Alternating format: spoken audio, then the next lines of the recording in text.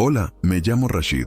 Tengo 42 años y necesito compartir contigo la historia más extraordinaria que he vivido. Antes de empezar, te pido que te suscribas a este canal, porque aquí encontrarás otras historias tan impactantes como la mía, relatos que tocarán tu corazón y te harán reflexionar sobre la vida de una manera completamente diferente. Activa la campanita para no perderte ningún video, porque cada historia que compartimos aquí puede transformar tu perspectiva sobre lo que realmente importa. Ahora, respira hondo y acompáñame en este viaje que cambió todo lo que yo creía saber sobre la fe, la vida y la muerte. Crecí en una familia musulmana tradicional en los suburbios de São Paulo. Mi padre, Karim, era un hombre severo y devoto que nos enseñó desde temprano que la disciplina religiosa era el camino hacia la salvación. Mi madre, Amira, era una mujer amable, pero sumisa a las costumbres que gobernaban nuestro hogar. Éramos 5 hermanos y yo era el mayor. Desde pequeño aprendí que mi responsabilidad era dar el ejemplo, ser el hijo perfecto, el musulmán ejemplar. A los 7 años ya me levantaba antes del amanecer para las oraciones. Mi padre me observaba con ojos críticos, asegurándose de que cada movimiento, cada palabra recitada, siguiera al pie de la letra lo prescrito. Cuando me equivocaba, no me gritaba, pero su silencio era todavía más pesado. Ese silencio me decía que había fallado, que no era lo bastante bueno, que debía esforzarme más. Y me esforzaba. Dios sabe cuánto me esforzaba. A los 15 años empecé a ayunar en Ramadán, con un rigor que impresionaba incluso a los mayores de la comunidad. Mientras mis compañeros del colegio hablaban de fiestas y noviazgos, yo pasaba mi tiempo libre estudiando el Corán, memorizando suras completas, debatiendo teología con los profesores de la mezquita. Mi vida tenía un propósito claro, y ese propósito era agradar a Dios a través de la obediencia perfecta. Me casé a los 25 con Laila, una mujer dulce y paciente que mi padre eligió para mí. Ella también venía de una familia devota y compartía los mismos valores. Tuvimos 3 hijos, Hassan, Aisha y Zain, y crié a cada uno de ellos del mismo modo en que fui criado. Disciplina, oración, obediencia. Creía que estaba haciendo lo correcto, preparándolos para una vida que agradaría a Dios y aseguraría nuestro lugar en el paraíso. A los 42 años mi vida era un modelo de devoción religiosa. Me despertaba todos los días a las 4 de la mañana para la primera oración. Trabajaba como contador en una oficina en el centro de São Paulo y pasaba las noches estudiando textos sagrados o enseñando en la mezquita local. Mis colegas de trabajo me respetaban, mi comunidad me admiraba y mi familia me obedecía. Tenía todo bajo control, o al menos eso creía. 15 de marzo de 2019, un viernes cualquiera, o así debería haber sido. Volvía de la mezquita tras la oración del mediodía, conduciendo mi coche por la Marginal Tietê. El tráfico estaba pesado, como siempre, pero yo iba tranquilo, escuchando una recitación del Corán en la radio. Recuerdo que pensaba en el sermón que había oído, sobre la importancia de la sumisión total a la voluntad divina. Entonces todo cambió en una fracción de segundo. Un camión perdió el control en el carril contiguo, atravesó el parterre central y vino directo hacia mí. Intenté esquivar, pero no había espacio. El impacto fue brutal, el sonido del metal retorciéndose, el vidrio estallando, y después todo se volvió negro. El siguiente momento de conciencia fue extraño, surrealista. Flotaba por encima de la escena del accidente. Podía ver mi coche completamente destrozado, el camión volcado, gente corriendo de un lado a otro. La ambulancia llegó con sirenas aullando, y vi cuando los paramédicos forzaron la puerta de mi coche y me sacaron. Mi cuerpo estaba cubierto de sangre, inerte, sin vida. Era perturbador verme de esa forma, pero al mismo tiempo no sentía dolor. De hecho, sentía una paz extraña. Observé mientras me colocaban en la camilla, mientras me llevaban corriendo dentro de la ambulancia. Podía oír a uno de los paramédicos gritar números, instrucciones médicas que no entendía del todo. El otro hacía compresiones en mi pecho. En la ambulancia, seguí observando desde arriba. Veía al hombre bombeando mi pecho una y otra vez. Veía a la mujer a su lado preparando equipos, inyectando medicamentos. Estaban desesperados, era evidente. Y entonces escuché una de las frases más aterradoras de mi vida. «Lo estamos perdiendo, no hay pulso».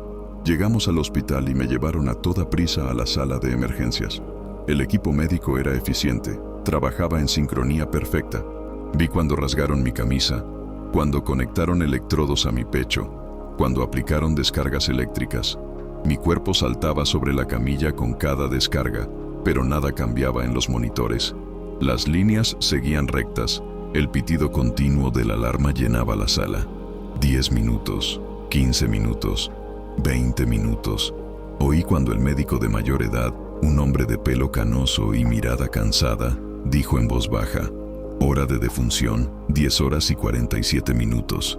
Vi cuando se quitó los guantes y cuando el equipo empezó a dispersarse. Una enfermera joven tenía lágrimas en los ojos. Habían perdido la batalla. Pero yo seguía allí, consciente, observando. Y fue en ese momento cuando algo extraordinario comenzó a suceder. La sala de emergencias empezó a alejarse, como si me arrastraran hacia atrás a través de un túnel.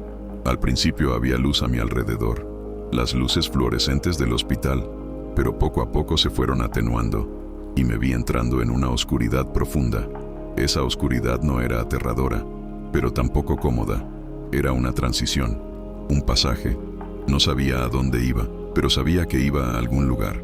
Pensé en Laila, en mis hijos, en mi padre, que había fallecido años antes. Pensé en todas las oraciones que había hecho, todos los ayunos que había cumplido, todas las buenas obras que había realizado. Según mi fe, según todo lo que había aprendido, yo debía estar camino al juicio, al encuentro con el ángel de la muerte, a las preguntas en la tumba.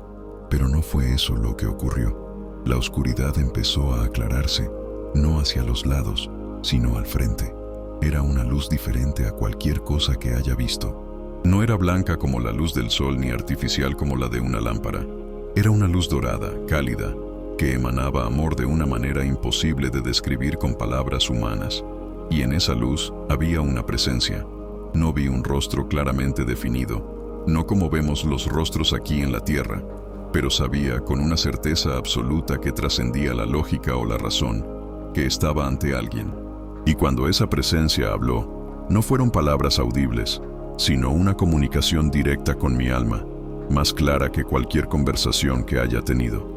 Rashid, dijo la voz, y solo al oír mi nombre pronunciado de esa manera, empezaron a rodar lágrimas que no sabía que podía derramar en ese estado. Yo soy Jesús. Mi primer instinto fue retroceder. Todo en mí, toda mi formación, toda mi fe, gritaba que eso era imposible, que era una prueba, tal vez una trampa de Shaitán para desviarme del camino recto. Jesús era un profeta respetado en el Islam, sí, pero no era Dios, no era el Salvador, no era a quien debía encontrar en ese momento. Sé lo que estás pensando, continuó la voz, con una paciencia infinita. Sé lo que te enseñaron, sé lo que crees. Pero Rashid, hijo mío, estoy aquí para mostrarte la verdad que siempre buscaste, pero que nunca encontraste. No, dije, o traté de decir, esto no puede estar bien. He dedicado toda mi vida a servir a Dios. Oré 5 veces al día, todos los días, desde niño. Ayuné, di limosna, fui a la Meca, hice todo lo que se esperaba de mí. Lo sé, respondió la presencia, y había tanta compasión en esa voz que casi me deshizo. Hiciste todo eso, y lo hiciste con sinceridad. Pero déjame hacerte una pregunta. En toda esa devoción, en todos esos años de disciplina y obediencia, ¿alguna vez sentiste paz verdadera? ¿Alguna vez sentiste que eras amado incondicionalmente? No por tus obras, sino simplemente por ser tú. La pregunta me golpeó como un rayo. 42 años de vida desfilaron ante mis ojos en segundos. Me vi de niño, intentando desesperadamente agradar a mi padre, aterrorizado de cometer un error. Me vi de adolescente, rechazando invitaciones de amigos, aislándome en la búsqueda de la perfección religiosa. Me vi de adulto, imponiendo las mismas expectativas imposibles a mis hijos, perpetuando un ciclo de miedo disfrazado de devoción. Yo amaba a Dios, susurré, pero incluso mientras lo decía, empecé a preguntarme si era verdad. ¿Amaba yo a Dios o le tenía miedo? ¿Servía por amor o por pánico al castigo? Rashid, déjame mostrarte algo, dijo Jesús, y de repente, toda mi vida se desplegó ante mí como una película. Pero no era solo una reproducción de los hechos, era una experiencia completa, donde podía ver no solo mis acciones, sino también mis motivaciones, mis pensamientos secretos y, peor aún, el impacto que tuve en la vida de quienes me rodeaban. Vi cuando Hassan, mi hijo mayor, entonces de 7 años, se despertó en medio de la noche llorando, aterrorizado por pesadillas sobre el infierno. Me había escuchado en la mezquita describiendo gráficamente los castigos eternos que aguardaban a los pecadores. En lugar de consolarlo, en lugar de abrazarlo y asegurarle el amor de Dios, le dije que su miedo era apropiado, que así debía sentirse un niño para mantenerse en el camino. Vi a Laila, mi esposa, sentada sola en la cocina a altas horas, con lágrimas silenciosas corriendo por su rostro mientras se preguntaba si algún día sería lo bastante buena, si alguna vez la miraría con amor en lugar de con crítica. No sabía que ella se sentía así, o quizás sí lo sabía, pero elegí ignorarlo, más preocupado por las apariencias de una familia piadosa que por el bienestar emocional de la mujer con la que había prometido pasar mi vida. Vi a mi hija Aisha, a los 12 años, renunciando a un talento extraordinario para la música, porque yo había dicho que era una distracción de lo que realmente importaba. Lloró cuando rompió su guitarra, pero se secó las lágrimas antes de que yo entrara en la habitación, aprendiendo desde temprano que sus pasiones y sueños no tenían valor en nuestra casa. Vi momentos en que fui grosero con colegas de trabajo, juzgándolos por sus estilos de vida, sintiéndome superior por mi disciplina religiosa.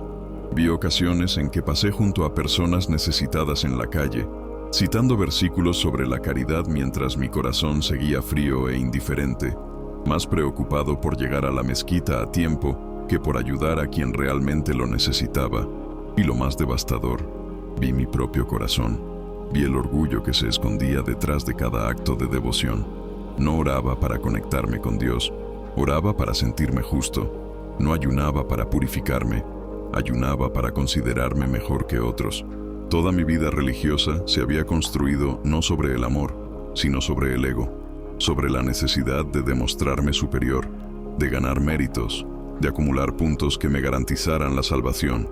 «Basta», grité, o intenté gritar. «Por favor, basta».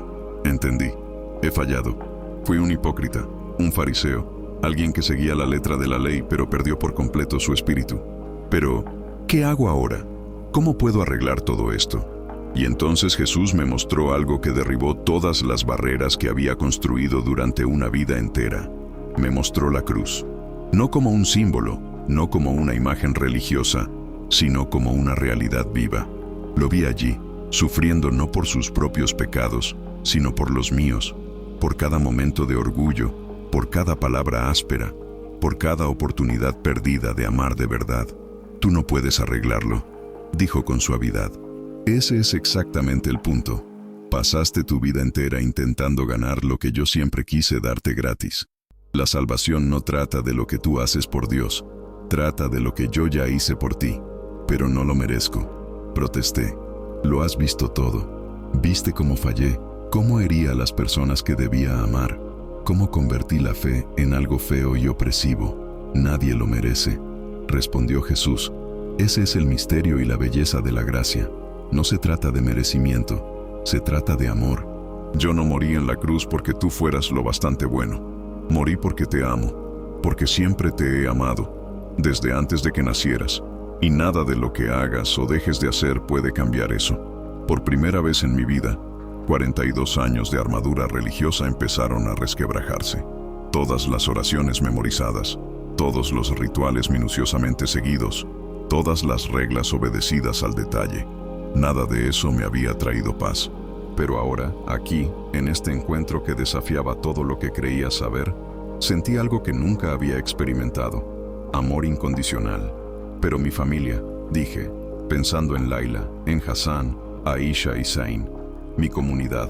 Si acepto esto, si creo lo que me estás diciendo, lo perderé todo. Seré rechazado, considerado un apóstata, un traidor de la fe». «Sí», respondió Jesús con una honestidad dolorosa. «Probablemente perderás mucho, quizá todo, pero lo que ganarás es mucho mayor. Ganarás libertad, ganarás paz verdadera, ganarás la capacidad de amar sin miedo, de vivir sin el peso imposible de la perfección religiosa. No sé si soy lo bastante fuerte», confesé, y por primera vez en mi vida, esa admisión de debilidad no me hizo sentir menos, sino que, de alguna manera, me liberó. «Tú no lo eres», dijo Jesús. y había una sonrisa en su voz. Pero yo sí, y estaré contigo en cada paso, en cada dificultad, en cada momento de duda. Nunca más estarás solo. Hubo un momento de silencio, un espacio sagrado donde todas mis antiguas certezas chocaron con esta nueva verdad. Y entonces, algo dentro de mí se rindió. No fue una rendición de derrota, sino de alivio, como un hombre que ha cargado un peso imposible durante décadas y, por fin, lo deja caer. Sí, dije, y esa palabra sencilla cargaba el peso de toda una vida transformándose. Acepto, creo, te lo entrego todo. La luz a mi alrededor se intensificó y sentí una alegría que trascendía cualquier cosa explicable en términos humanos. Era como si cada célula de mi ser estuviera cantando, celebrando, renovándose de adentro hacia afuera. Ahora tienes que volver, dijo Jesús, e inmediatamente sentí pánico. ¿Volver? ¿Pero por qué?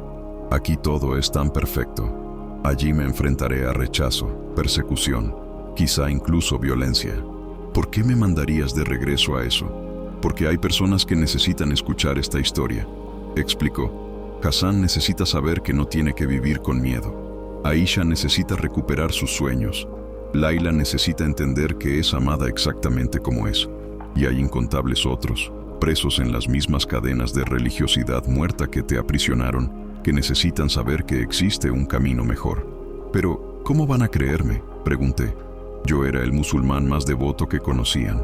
Pensarán que me volví loco, que el accidente dañó mi cerebro. Algunos pensarán eso, admitió Jesús. Otros te rechazarán violentamente, pero algunos, Rashid, algunos escucharán y reconocerán la verdad, y por esos algunos vale la pena. Antes de que pudiera argumentar más, sentí una fuerza que me tiraba hacia atrás, lejos de la luz, de nuevo a través de la oscuridad. Intenté resistirme, pero era inútil. Me estaban enviando de vuelta, quisiera o no. La siguiente sensación que tuve fue de dolor. Dolor intenso, ardiente, que desgarraba cada nervio de mi cuerpo. Mis pulmones ardían mientras se llenaban de aire por primera vez en 20 minutos. Oí gritos, sonidos de equipos, pasos corriendo. Dios mío, ha vuelto. Tenemos pulso. Intenté abrir los ojos, pero los párpados pesaban toneladas. Alguien gritaba mi nombre, pidiéndome que apretara su mano si podía oírlos. Reuní toda la fuerza que encontré y apreté. Está respondiendo. Preparen la UCI. Los días siguientes fueron un borrón de exámenes, cirugías y recuperación. Me rompí 3 costillas, perforé un pulmón, tuve una conmoción cerebral severa y sangrados internos que requirieron 2 operaciones de urgencia. Los médicos me repitieron que era un milagro que estuviera vivo. El médico que había declarado mi muerte me visitó en persona, diciendo que en 30 años de carrera nunca había visto a alguien volver después de 20 minutos sin signos vitales. Pero el verdadero desafío no era físico, era qué hacer con lo que había experimentado, con la transformación radical que había ocurrido en mi corazón.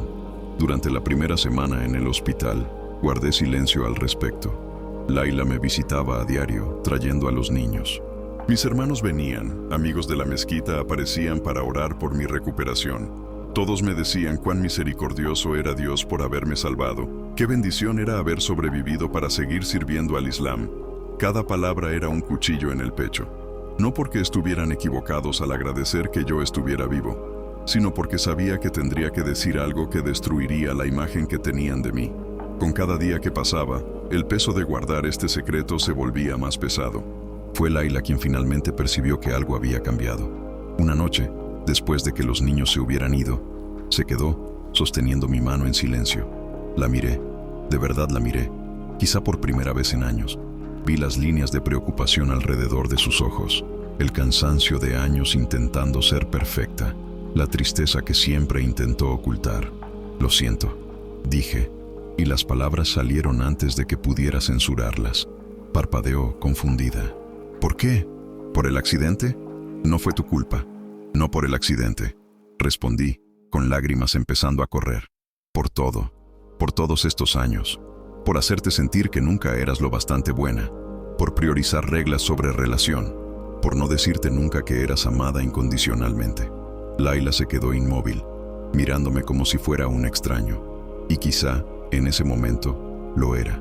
El Rashid que ella conocía nunca hablaría así, nunca admitiría fallas, nunca mostraría vulnerabilidad. ¿Qué te pasó?, susurró. Y entonces conté. Lo conté todo. La experiencia extracorporal, la luz, Jesús, la revisión de mi vida, el mensaje de gracia y amor incondicional. Hablé durante más de 1 hora, sin parar, mientras ella me escuchaba en un silencio atónito. Cuando terminé, no dijo nada durante mucho tiempo. Finalmente se levantó, soltó mi mano y caminó hasta la ventana, mirando la ciudad iluminada allá abajo. ¿Sabes lo que estás diciendo?, preguntó con la voz temblorosa. ¿Sabes lo que esto significa? Sí, respondí con calma. Significa que voy a perder casi todo. Significa que nuestros amigos nos rechazarán. Significa que mi familia podría desheredarme, que la comunidad me considerará un traidor. Pero, Laila, no puedo mentir sobre esto. No puedo fingir que no pasó. Se volvió para mirarme, con lágrimas corriendo libremente ahora. ¿Y nosotros? ¿Y los niños? ¿Pensaste en lo que esto les hará? Hassan está a punto de empezar la universidad. Aisha está en una edad en la que las amigas y la comunidad lo son todo. Zain aún es un niño. ¿Cómo puedes ser tan egoísta? La acusación dolió, pero la entendía. Desde su punto de vista, estaba destruyendo nuestra vida por algo que fácilmente podría ser una alucinación inducida por un trauma cerebral. He pensado en todo eso, dije suavemente, y no espero que lo entiendas ni que me apoyes en esto. Si quieres el divorcio, lo entenderé. Si quieres mantener a los niños alejados de mí, lucharé, pero respetaré tus preocupaciones. Pero, Laila, vi algo verdadero, algo más real que cualquier cosa en esta habitación, y no puedo volver atrás. Esa noche se fue sin despedirse. No la vi durante los 3 días siguientes. Cuando finalmente volvió, estaba acompañada del imán de nuestra mezquita y de 2 ancianos de la comunidad. Vinieron a hacer una intervención, a orar por mí, a ayudarme a ver que estaba siendo engañado por Shaitán, que el accidente me había dejado confuso. Escuché respetuosamente mientras citaban el Corán, mientras me recordaban mi legado en la comunidad, mientras apelaban a mi razón y a mis años de estudio. Y cuando terminaron, les agradecí su preocupación, pero mantuve mi postura. Entiendo que no puedan aceptar esto, dije. Yo mismo no lo habría aceptado si hubiera sido hace un mes. Pero lo que experimenté fue real, y no puedo negarlo solo porque es incómodo o desafiante. El imán me miró con algo entre pena y rabia. Entonces eres un apóstata. ¿Sabes lo que eso significa en nuestra tradición? Lo sé, respondí con calma. Pero también sé que Dios es más grande que nuestras tradiciones y que la verdad no cambia solo porque nos asusta. Se fueron y, con ellos, se fue mi antigua vida. En las semanas siguientes, fui oficialmente excomulgado de la mezquita. Amigos de décadas cortaron contacto. Mis hermanos me dijeron que estaba muerto para ellos. Mi trabajo me despidió con pretextos vagos, pero todos sabíamos el verdadero motivo. Hassan, mi hijo mayor, quedó dividido. Parte de él estaba furiosa conmigo por destruir nuestra familia y nuestra reputación. Pero otra parte, una parte que rara vez mostraba, sentía curiosidad. Una noche vino al pequeño apartamento donde vivía después de que Laila me pidiera que me fuera de casa. ¿De verdad viste a Jesús?, preguntó sin rodeos. Lo vi, respondí, y él dijo que no necesito tener miedo. Miré a mi hijo, a este joven al que crié en el terror, y se me partió el corazón. No solo lo dijo, me lo mostró. El amor perfecto echa fuera todo miedo. No tienes que vivir aterrorizado de cometer errores, Hassan. Eres amado exactamente como eres. Empezó a llorar. Este hijo fuerte al que yo había enseñado que los hombres no muestran emoción. Y por primera vez en su vida, lo abracé no como un padre juzgador, sino como alguien que por fin entendía lo que significa ser abrazado por el amor incondicional. Aisha tardó más. Estaba furiosa. Se sentía traicionada, avergonzada frente a sus amigas. Pero 6 meses después, apareció en mi puerta con una guitarra vieja que había comprado en una tienda de segunda mano. Dijiste una vez que la música era una distracción, dijo con voz vacilante. Pero si lo que viste es verdad, si Dios de verdad es amor, ¿a él le importaría que yo tocara? Me eché a llorar al oír su pregunta. Aisha, hija mía, estaba tan equivocado. Si Dios es amor, y lo es, entonces todo lo bello refleja su naturaleza. Tu música no es una distracción, es un don, una forma de adoración que fui demasiado necio para reconocer. En cuanto a Laila, Nuestra historia aún se está escribiendo. Ella no dejó el Islam, y yo respeto eso. Pero algo cambió entre nosotros. Hablamos ahora. De verdad hablamos. De formas en que nunca lo hicimos en nuestros 18 años de matrimonio. Me contó sobre sus propias dudas, sus momentos de cuestionamiento que siempre ocultó. No sé si algún día volveremos a estar juntos, pero ahora hay una honestidad entre nosotros que nunca existió. Hoy, 3 años después de aquella mañana del 15 de marzo, mi vida es irreconocible comparada con lo que era. Perdí mi posición en la comunidad, a la mayor parte de mi familia, mi trabajo, mi casa, pero gané algo infinitamente más valioso: libertad. Libertad para amar sin condiciones. Libertad para fallar sin ser definido por el fracaso. Libertad para vivir no bajo el peso de reglas imposibles, sino en el gozo de una gracia imposible.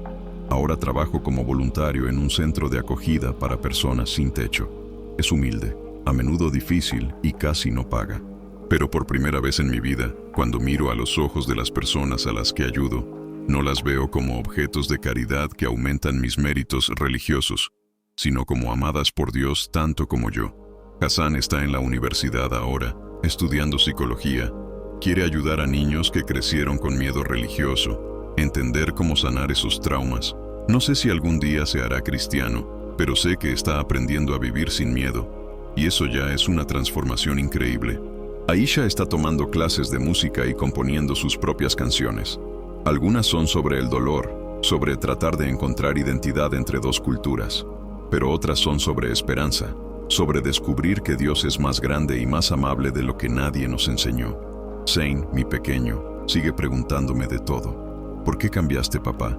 ¿Por qué ya no vamos a la mezquita? ¿Dios aún nos ama? Y todas las veces respondo con honestidad: cambié porque encontré la verdad. Ya no vamos a la mezquita porque encontré una forma mejor de adorar. Y sí, hijo, Dios no solo nos ama, Él es amor, y nada de lo que hagamos o dejemos de hacer puede cambiar eso. Hay días en que la soledad pesa, hay noches en que extraño la estructura y la comunidad que tenía. Hay momentos en que me pregunto si valió la pena, si no habría sido más fácil guardármelo todo, seguir viviendo la mentira.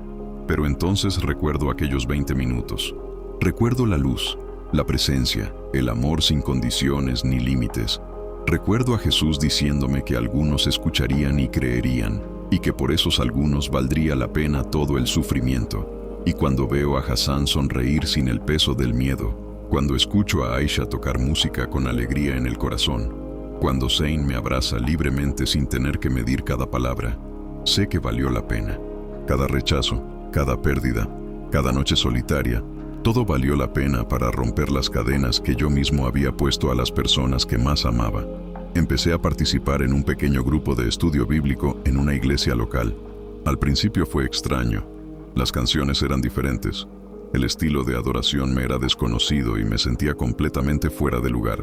Pero la gente me recibió con una amabilidad que me sorprendió. No me juzgaron por mi pasado. No exigieron que demostrara ser digno. Simplemente me amaron donde estaba, con todas mis dudas y cuestionamientos. Allí conocí a otros exmusulmanes que habían tenido experiencias similares, no todos tan dramáticos como la mía, pero cada uno con su propia historia de encuentro con Cristo. Escuchar sus testimonios me ayudó a entender que no estaba loco, que no estaba solo, y que Dios estaba haciendo algo mucho más grande de lo que imaginaba. Uno de ellos, Kamal, se convirtió en un amigo cercano. Había dejado el Islam 15 años antes, y comprendía como nadie los conflictos que enfrentaba. Fue él quien me ayudó a procesar la culpa que sentía por haber sido un padre tan rígido, un marido tan distante, un líder religioso tan severo. Fuiste lo mejor que podías ser con lo que tenías, me dijo una vez, mientras tomábamos café después de un estudio. Nadie puede dar lo que no ha recibido. No conocías el amor incondicional de Dios, así que no podías ofrecerlo a los demás, pero ahora lo conoces. Y estás haciendo las cosas de otro modo. Eso es todo lo que podemos hacer: aprender y cambiar. Sus palabras me liberaron de un peso que ni siquiera sabía que cargaba. Pasé tanto tiempo castigándome por los errores del pasado que olvidé vivir el presente con gratitud por la transformación que había recibido. Hace 3 meses ocurrió algo que me confirmó que iba por el camino correcto, por difícil que fuera. Recibí un mensaje de un número desconocido. Era de Ahmed. un joven de 23 años que solía asistir a las clases que yo daba en la mezquita. Escribía diciendo que había oído sobre mi conversión por los rumores de la comunidad y que, en lugar de condenarme, sintió que algo despertaba en su corazón. Quedamos para un café y me contó su historia. Criado en una familia aún más estricta que la mía, Ahmed luchaba desde hacía años con depresión y pensamientos suicidas. Sentía que nunca sería lo bastante bueno para Dios, que cada pecado lo condenaba más profundamente y que no había esperanza de redención para alguien como él. Pero cuando oí que tú, de todas las personas, habías encontrado algo diferente, me dijo con la voz quebrada, pensé que quizá, solo quizá, hubiera esperanza para mí también. Tú eras el musulmán más devoto que conocía. Si hasta tú necesitabas algo más que oraciones y ayunos, entonces quizá yo no sea solo débil o defectuoso. Pasé las 3 horas siguientes compartiendo mi historia con él en detalle. Vi cómo su expresión cambiaba a medida que hablaba. De la desconfianza inicial a la curiosidad, de la curiosidad a la esperanza. Cuando terminé tenía lágrimas en los ojos. ¿Crees que Jesús me aceptaría?, preguntó. ¿Aún con todo lo que he hecho?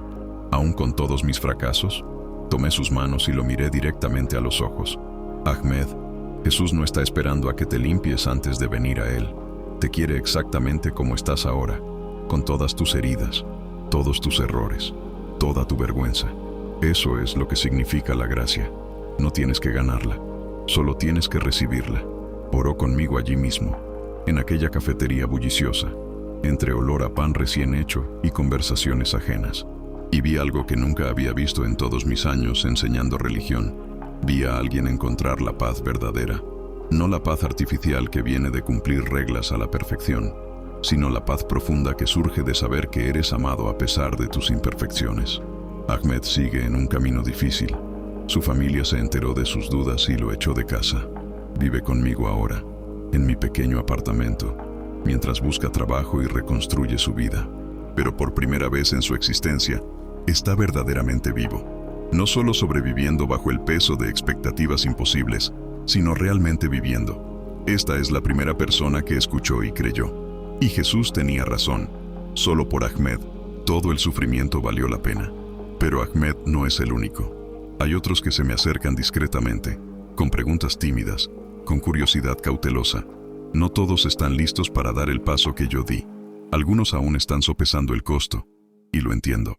El costo es real, es alto, es doloroso, pero lo que se gana es infinitamente mayor. Te recuperas a ti mismo, ganas la capacidad de respirar sin miedo, ganas relaciones basadas en el amor verdadero, no en la obligación ni en las apariencias. Ganas una identidad que no depende de tu desempeño religioso, sino que está enraizada en lo que Dios dice que eres. Hace unas semanas recibí una carta de mi madre, Amira. Desde el accidente y mi conversión, se había mantenido distante, siguiendo las orientaciones de la familia. Pero en esa carta escribió algo que me hizo llorar. Dijo que siempre se preguntó si Dios realmente la amaba, o si solo la toleraba mientras cumpliera con sus deberes. Dijo que pasó la vida entera con miedo, intentando ser lo bastante buena, pero sin sentir nunca que alcanzara el estándar.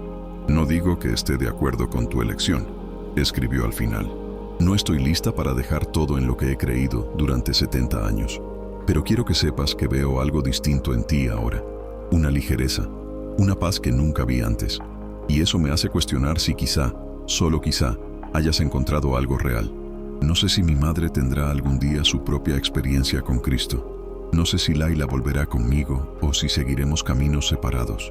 No sé cómo terminará mi historia, pero sé cómo cambió. Y sé que, por más incierto que sea el futuro, no camino solo. Todas las mañanas me despierto, y lo primero que hago ya no es una oración ritual recitada de memoria. Es una conversación genuina con alguien a quien conozco, que me conoce y que me ama. Le doy gracias a Jesús por darme una segunda oportunidad, no solo físicamente, al traerme de vuelta a la vida, sino espiritualmente, al liberarme de una prisión religiosa en la que ni siquiera sabía que estaba.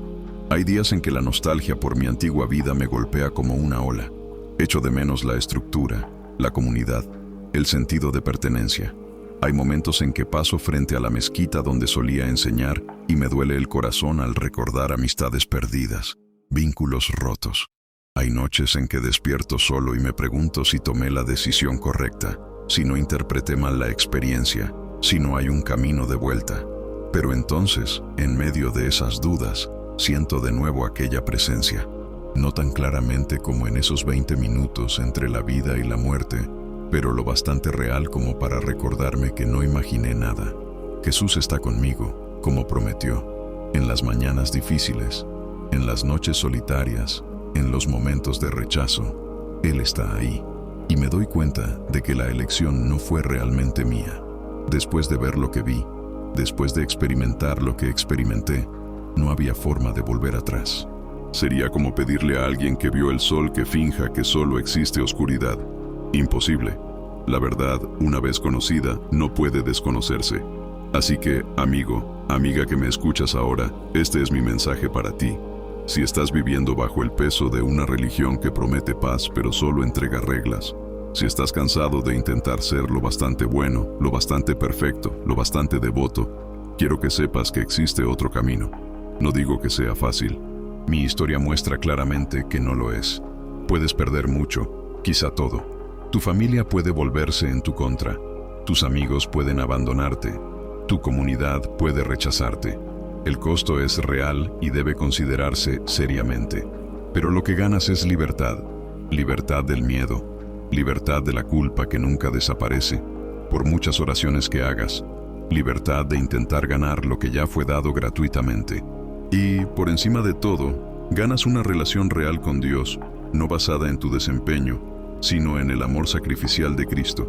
Si eres musulmán y estás escuchando esta historia con el corazón acelerado, reconociendo tus propias dudas y miedos en mis palabras, debes saber que no estás solo. Somos más de lo que imaginas. Personas que amaron sinceramente a Dios dentro del Islam, pero que encontraron algo más profundo, más completo, más transformador en Jesús. Si eres cristiano y nunca entendiste realmente qué significa la gracia, que has pasado tu vida intentando agradar a Dios mediante buenas obras y conducta correcta, escucha esto. No necesitas ganarte el amor de Dios. Ya lo tienes, completamente, incondicionalmente, eternamente. Nada de lo que hagas puede hacer que Él te ame más, y nada de lo que hagas puede hacer que te ame menos. Y si no tienes ninguna fe, si consideras que todo esto no son más que historias y supersticiones, respeto tu postura.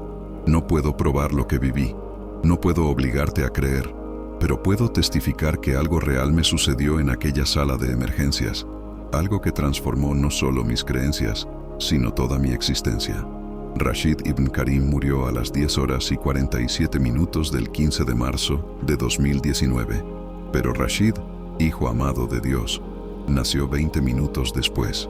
Y esa segunda vida, por más difícil que sea, es infinitamente más rica que la primera. Antes de terminar, quiero hacer un llamado a ti que estás viendo esto. Si esta historia tocó tu corazón de alguna manera, si despertó preguntas que temes hacer en voz alta, si encendió una pequeña llama de esperanza de que quizá haya más de lo que conoces, te animo a buscar.